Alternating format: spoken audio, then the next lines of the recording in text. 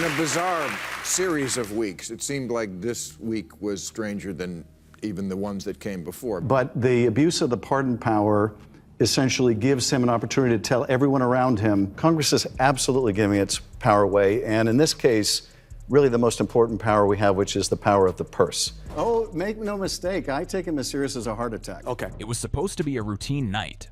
Adam Schiff, armed with his usual anti-Trump talking points, strolls onto Real Time with Bill Maher, expecting a cozy, like-minded conversation. You know the type. Bash Trump, throw in words like decency, democracy, and danger to the nation. Get a few claps from the audience, then call it a win. I think it's true justice. The only thing he cares about is himself and money, and going after the money is a way to bring about some real justice. Do you think he did it? Yes, I do. You do? But what Schiff didn't realize, he wasn't walking into a hug. He was walking into a trap, because Bill Maher wasn't nodding along this time. He was waiting, calm, patient, and then he pounced. Fundamentally, it's different because Donald Trump was much less successful. It started the usual way. Schiff launched into his monologue about how, at the end of the day, America will choose a decent human being over a narcissist. The same lines he's been reciting since 2016. The audience was quiet. Maher was staring. And Schiff? Blissfully unaware that he was about to step right into the buzzsaw.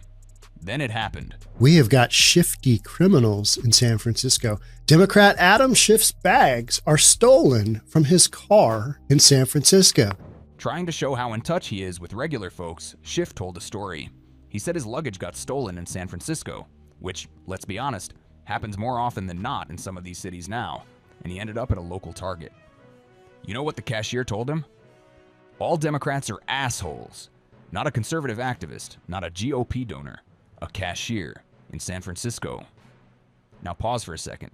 That's not just awkward, that's devastating. You don't get that kind of raw honesty from someone working retail unless things have gotten really bad. And he is succeeding. He is succeeding. And more than anything else, he wants to make Republicans in Congress afraid because he wants them to do his will. Democrats, especially in deep blue cities, have let things spiral. Crime, theft, homelessness, inflation, you name it.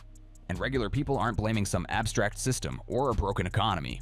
They're blaming the folks in charge, which in cities like San Francisco is overwhelmingly the Democratic Party. Because stuff like that is kookier to People, them. And there's lots of It's kookier than trashing the Capitol? What the fuck? Thinking. And Maher. Oh, he didn't miss a beat. He looked Schiff dead in the eye and said, I hope every Democrat hears that story. I think at the end of the day, people are going to reject this bigoted, divisive figure. They're not going to want to put the country through They have every time except that one time. No laughter, no applause, just a stone-cold reality check. Because Maher wasn't just reacting, he was making a point, and it landed like a punch to the gut. He basically told Schiff, you're the face of a party that's losing touch, and even your own cities, your own voters, can't stand the results anymore. That cashier's comment wasn't a one-off. It was a warning flare, and Maher amplified it for every viewer to hear. And let's talk about that for a second. How far things have fallen. Given the circumstances. Right. What would this second? Well, there's always something going on in the country. No, really. In San Francisco, Target has to lock up deodorant. Theft is so bad that everyday items are under plastic. But instead of fixing it, politicians like Schiff have spent years yelling about Trump. 4 indictments, 91 charges, bankruptcy filings, January 6th, civil trials.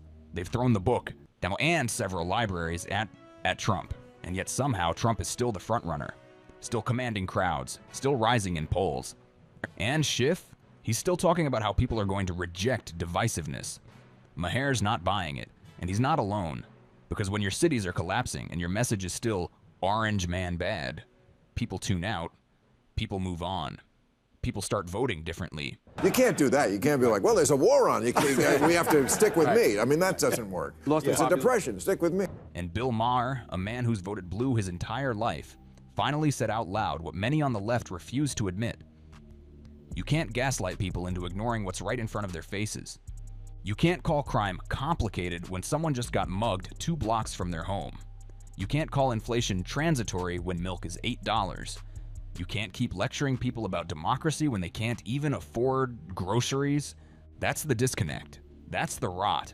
I have a deep personal interest, both because I represent this area for a long time in the House, and I love this industry. And that's what Maher exposed. Not just Schiff's awkward story, but the larger failure it represents.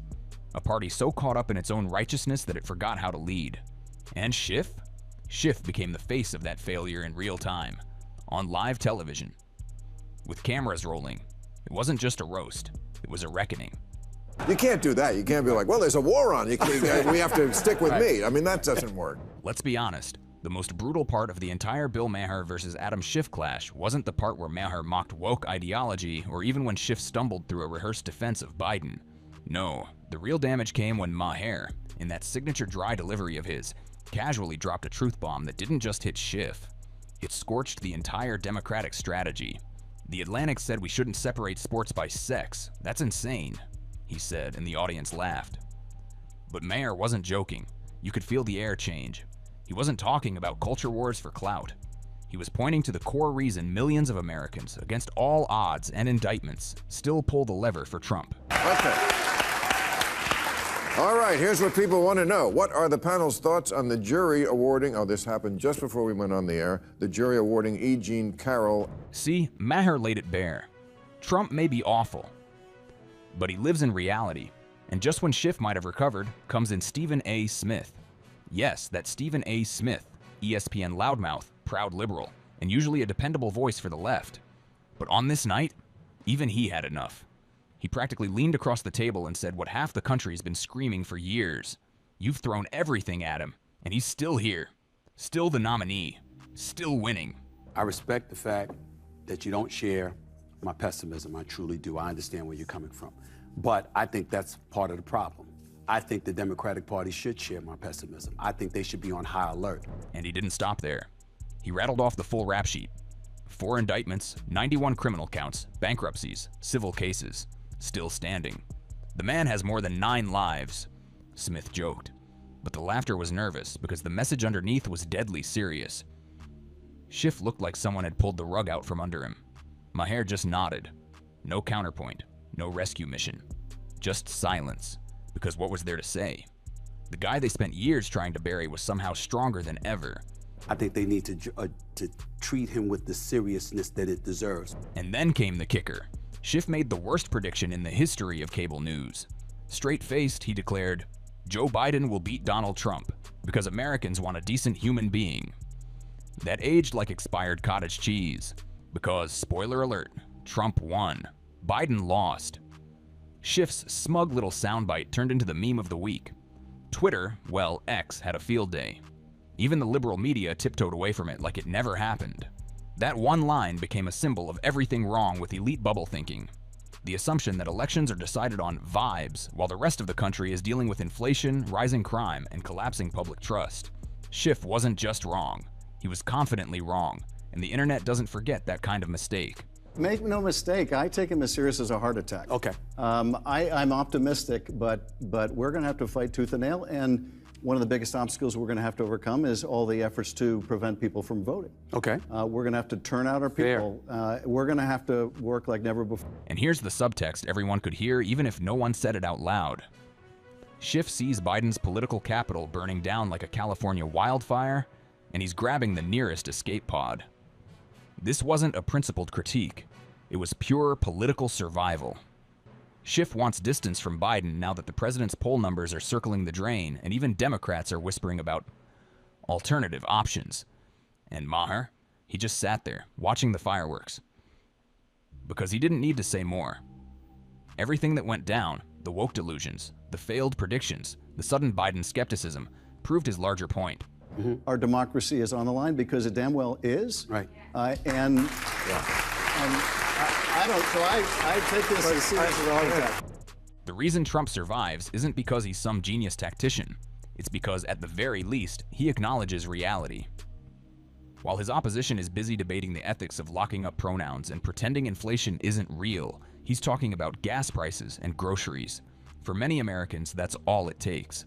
And as this Maher Schiff segment showed, brutally, hilariously, and in real time, The Democrats are still miles away from learning that lesson. I mean, I read about it, but I don't know. So you don't trust anything either, and you work for the New York Times. Well,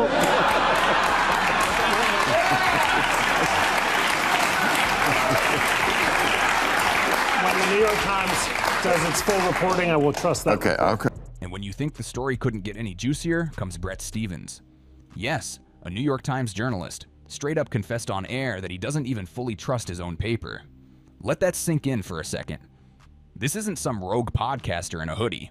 This is one of the blue-check certified legacy media loyalists saying, yeah, even we don't buy our own headlines anymore.